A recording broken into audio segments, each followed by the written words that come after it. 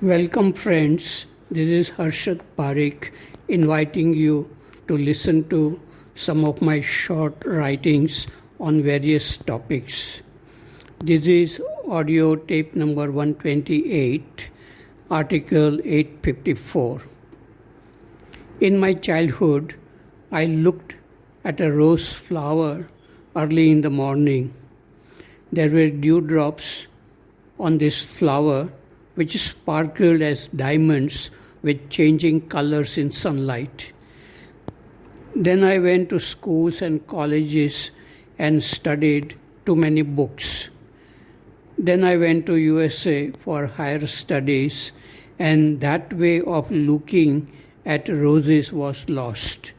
The mind was full of thinking with many problems. Then I came across a book of Krishnamurti which made me look at the source of thinking and feeling. When I became very curious in looking within, some changes started happening within the body and the brain. The world began to appear strangely fresh and beautiful. This way of looking at the world goes on day after day, year after year, for the last 45 years. Article number 855. Yesterday, we had a dialogue about sensitivity to nature and about being a vegetarian, not eating meat, fish, eggs, etc. This reminded me of something about my life in USA and Canada. I never ate meat when I lived in India for the first 23 years of my life because my family was purely vegetarian. When I went to USA in 1969, I remained a vegetarian for about 2 or 3 years. Then I started eating meat just because it was convenient. It was difficult to get vegetarian food in restaurants at that time in 1970s. When I went to Ojai, California to listen to Krishnamurti for the third time in 1979, one day I felt that I must not eat meat. This was not because Krishnamurti said this, but I went to eat meat in that restaurant where I was going every day. On that day, the restaurant was closed for some reason, so I ate fruits only and I felt very happy. When I went back to Canada, where I was working in 1979, I started cooking myself simple vegetarian food. I felt much better after switching on to vegetarian food. A Punjabi friend who was sharing an apartment with me liked eating meat. He asked me why I stopped eating meat. I could not give him any good reason, so he started reading many books, including some books on Sikh religion. He came to the same conclusion that eating meat is not good for our body and mind. He not only stopped eating meat, but also became enthusiastic in telling his friends that eating meat is not good for us. Now even scientists and environmentalists also say that eating meat is not good for us and the planet. Forests are destroyed to create grazing land for animals, and too much water is consumed in this process. Meat is produced by torturing animals, and their feelings affect our body and mind in harmful ways. Article number 856. He is a lively and intelligent boy with mischievous smile on his face. He is a good actor and he sings sensitive songs. He gets irritated quickly with his friends. Sometimes he is depressed and tears shine in his bright eyes. He is not doing well in physics test. Yesterday night, after dinner, we were discussing about stars and planets while observing the sky. I said to him, "Come here, I want to talk with you." We sat down on a stone bench outside Neem House. I asked, "You have not done well in physics test. What is the matter? You are capable of doing much better. Is something bothering you?" I had seen tears glistening in his eyes in the dining hall. He answered, "Yes, there is something which bothers me." He began to cry without any reserve. He said, "My parents do not love me. When they sent me here for studying, I felt they were happy by getting rid of me. I felt that they were sending me for good. When I go home in the holidays, they don't like me. Sometimes I say something and they laugh at me." I asked, "Do you have any brother or sister?" He said, "I have a sister, 1 year old. My parents love her very much." I said, "You are the only son of your parents.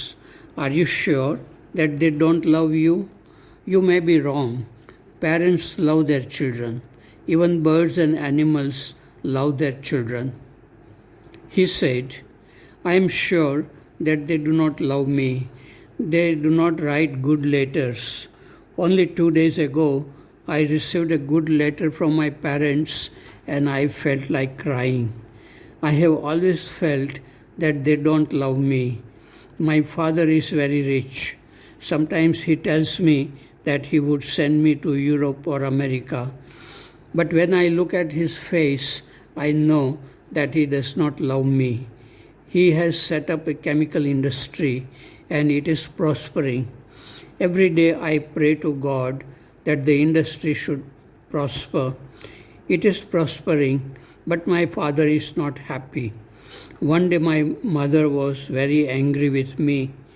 I was also very angry with her and I cried. She cried too. I don't know why they behave like that. Sometimes I say to myself, what is the use of living at all? I placed my hand on his shoulder and said, "Your parents may be having some problem. It is not your fault. You take it easy. Think good thoughts about your parents and everyone. It is good that you told me about your problems. You can come to my room anytime you wish and ask me anything about physics or about your worries. You should not keep your worries secret. If you tell about your problems to someone, you may feel better." Poverty of rich people. Many of our students may be neglected by their parents. They are too busy earning money.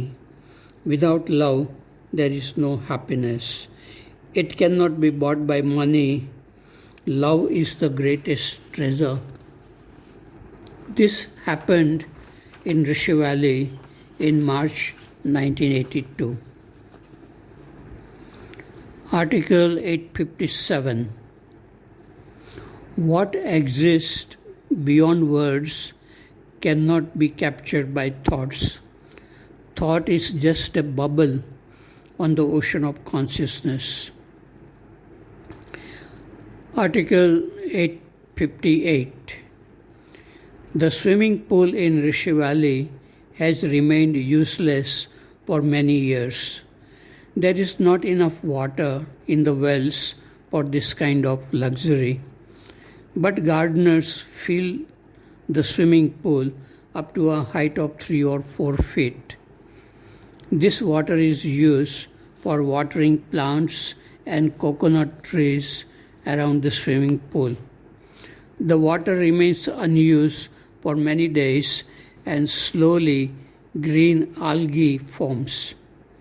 The water looks dirty and many insects breed in it. Probably that is what happens to the mind if it remains unused.